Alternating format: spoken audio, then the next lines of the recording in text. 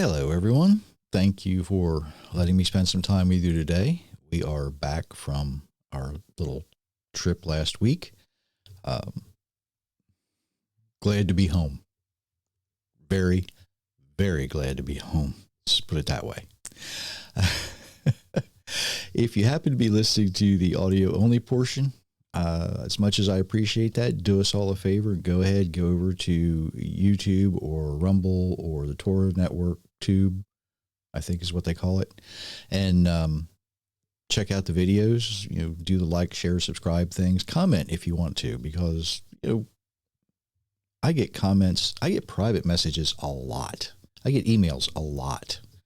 And as great as that is, and I try to answer everyone as much as I can, if you're thinking it, chances are somebody else might be thinking it. And I get you might not want to enter into one of those online discussion things, and you don't feel obligated to, okay? Just don't feel obligated to do that. But it does boost the analytics. I can't talk today. And it just makes it a lot easier for people to find us, just like you did. So try that out. Before I start today with what I want to talk about, it's that time of year again, right? It's coming up in December. People are going to be talking about Christmas and all the stuff that goes with it. And I know a lot of people that listen to me have given up on Christmas, right? For good reason. But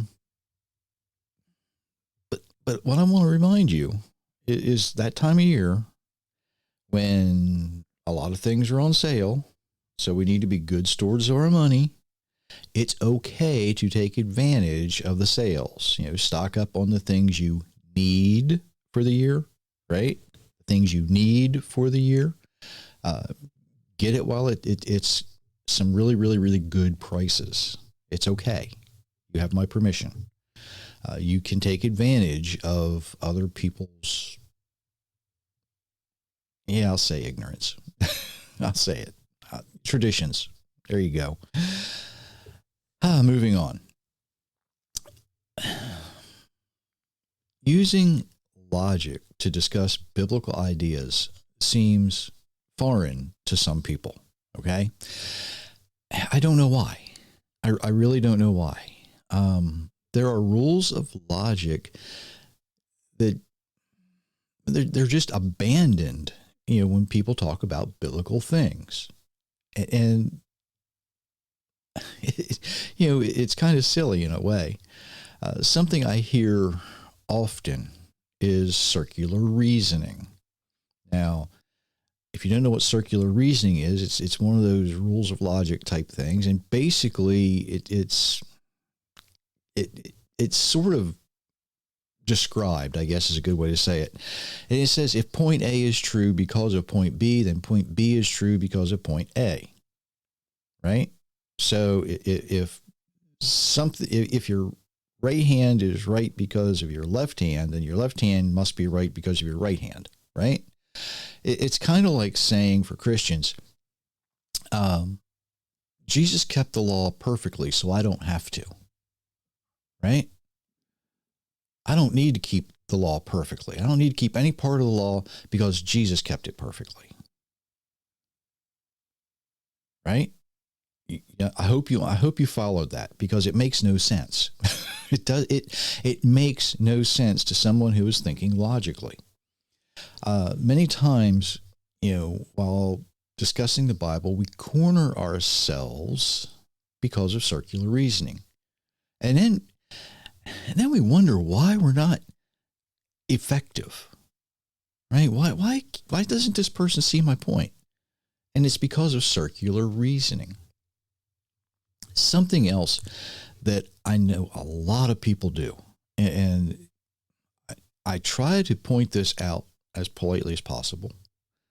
We like to introduce information that is completely unrelated or irrelevant. In the rules of logic, it's often referred to as a red herring. It only adds confusion to the discussion. Moses did this. Moses is guilty of this. He probably thought it was relevant at the time.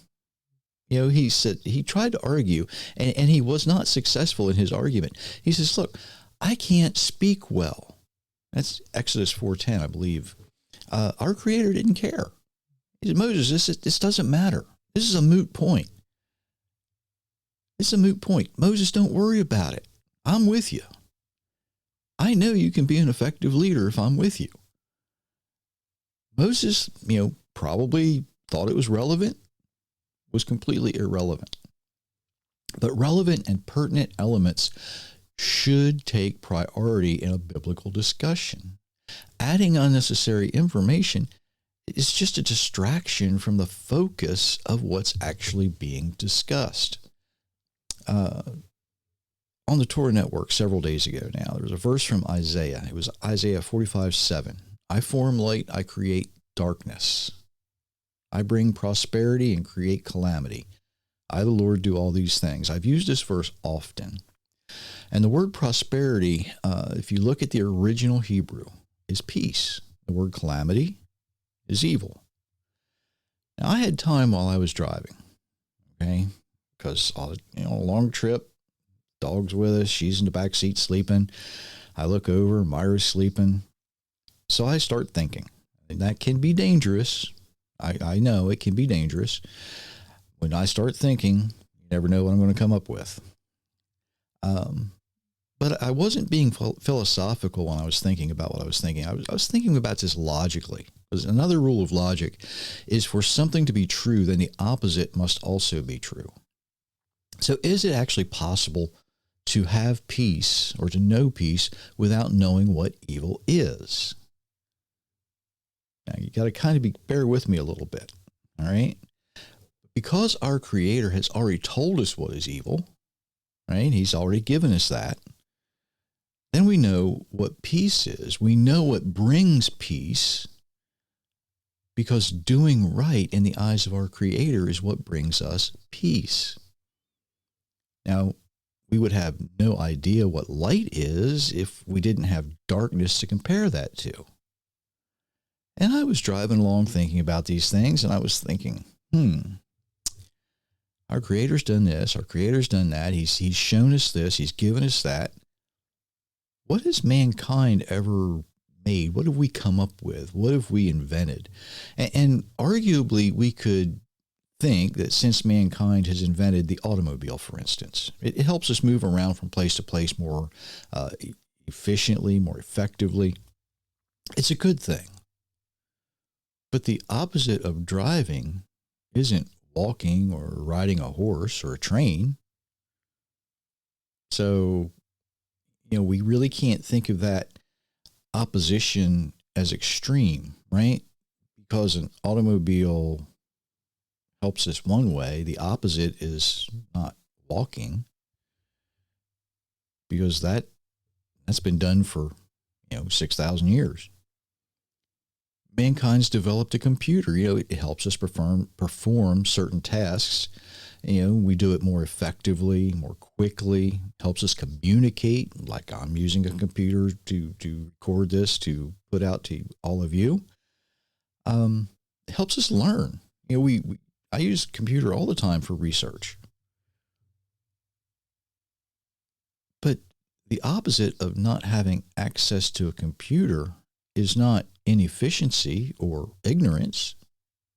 And I could be wrong. After all, I haven't really delved into everything mankind has made to look at the opposite and say, well, is this on the same level?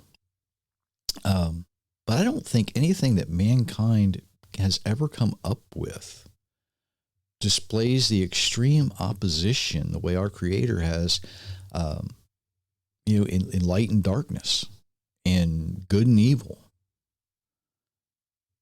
For all of our advancements, we just simply cannot compete with our Creator, especially on His level of creativity. It's that simple. Nothing we have ever done have we ever been able to match His level of creativity. Not even with AI. not even with AI. So maybe, just maybe, we would be wise to allow our Creator to do what He does best. We need to let God be God, right? And while discussing the Bible, whether it's in a Bible study setting or a fellowship with friends, maybe you're speaking with somebody, maybe you're teaching a group, I don't know.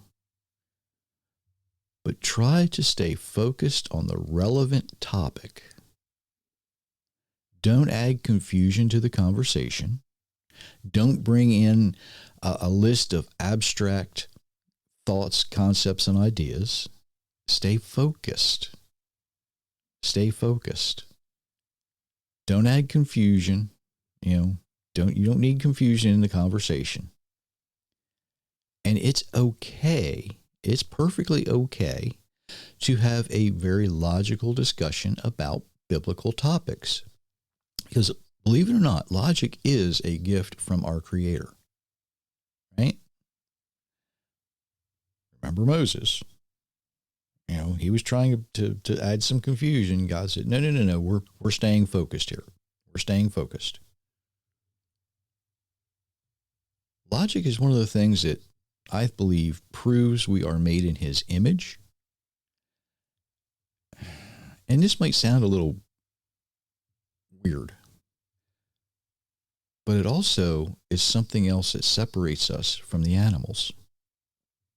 Think about that. Until next time, I wish you many, many blessings, everyone.